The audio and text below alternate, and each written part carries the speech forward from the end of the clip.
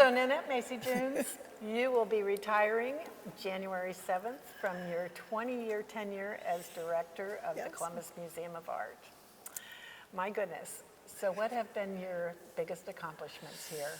Wow, that's a tough question. I think a lot of people would say that we're sitting in one of the accomplishments. They would say, well, you built this building, right? You built the building. And this is a beautiful space. And I am endlessly grateful to those who, are Todd Williams and Billy Chin were our original architects, but it really was Michael Bongiorno here in Columbus, Ohio, that just loved this museum so much that he spent so much time. And this is the Walter Wing. This is the Walter. Well, we're in the atrium that is part of the Walter Wing, which we're right up against the Walter Wing.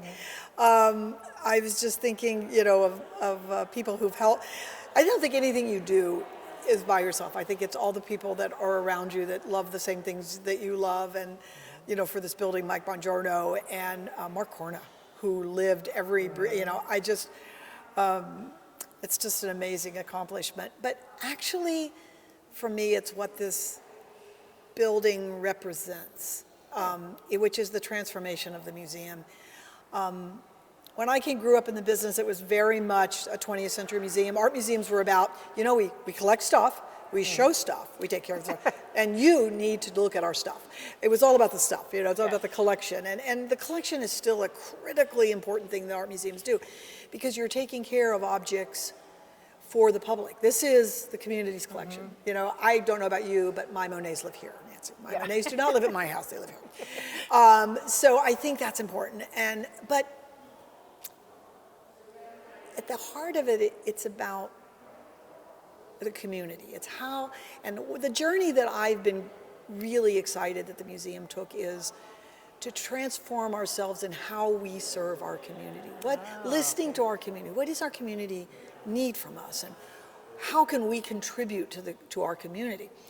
And I think what we heard loud and clear from people was that they needed us to be part of supporting their creativity, of helping them. We talk about critical thinking at the museum all the time, how we can help you think better and open up opportunities for you to look at things in new ways. We only can know what we know, so being able to look at things in the art museum, providing opportunities for you to think things in new ways or see a new perspective on something, that creativity is going to be so vital in the 21st century. Creativity, human creativity is how we solve problems. And I don't want to, we have lots of wonderful artists in the world. I love artists. We don't want to all have to be artists, but you know what? We can think like artists because we can have that imaginative, component to our thinking, that creativity to ask the what if question. What if? What could I do if I did this? To be willing to live in that sort of gray zone between black and white decision making. Wow. Those are things that the museum, that's what the museum is working with. And we talk a lot about people being welcomed into the museum. We're very visitor-centered. The Columbus Museum of Art was on the forefront. Many museums are in this space now. We were in the first wave of art museums to talk about visitor-centeredness, meaning what is it that, again, the community and the visitor needs from us.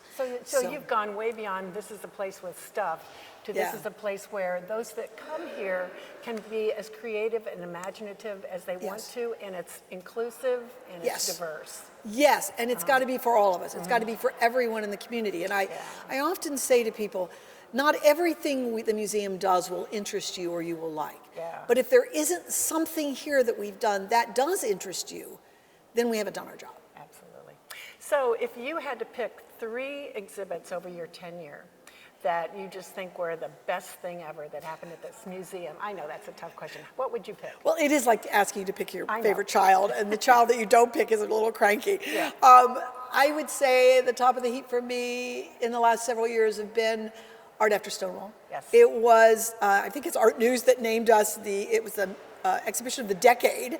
It was the largest loan exhibition celebrating the 50th anniversary of the Stonewall riots. I mean, it was an amazing project, and it was in New York. We had colleague museums in New York that took it. They split it to get the show in New York. We were two sites, and it was in New York at the time of the anniversary, and then it went to Miami, and then it came home to us. I've never been more proud. And what else? Second one would be I Too Sing America, which is our celebration of the Harlem Renaissance with Will Haygood, which is a very special show because what it was really about was a brilliant, creative, what we now call creatives. That's a new language for me, the creatives. He's a creative, but he's a brilliant writer of social history, and it was his look, and he's of course from Columbus, Ohio originally, and it's his look at the Harlem Renaissance and what that legacy means to him in the 21st century. So, and again, it was one of the largest celebrations, and it also was at the core of a celebration that was citywide. That's what I loved, and that was, oh my God, that was Larry James who wanted it to be, bigger, and also Bill Connor, and it was wonderful. And number three? Number three is probably, it's the series of exhibitions that were driven by someone asking me, how come you can't do exhibitions of artists I've actually heard of? It started with Renoir, and it had Monet and Degas and Picasso, and now Raphael's tapestries. Up For there me, right now. it is that series that's culminated in Raphael. Yeah. Okay, so you are going to be retiring. Tell me about your approach to retirement and what kind of contact or whatever you're going to be doing with the museum after that.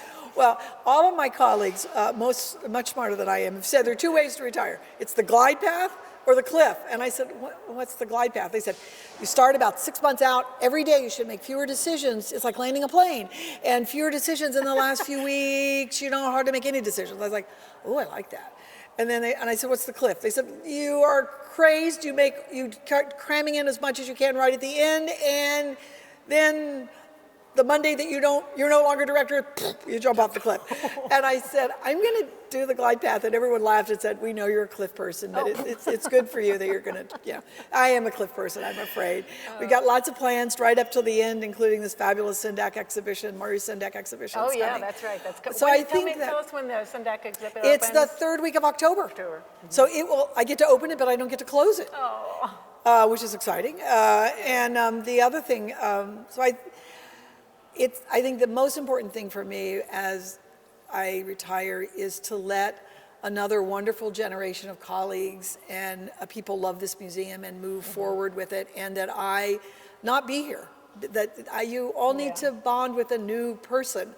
That person needs to be the face of this museum, and that person is going to take us on a fabulous new journey that I can watch from afar.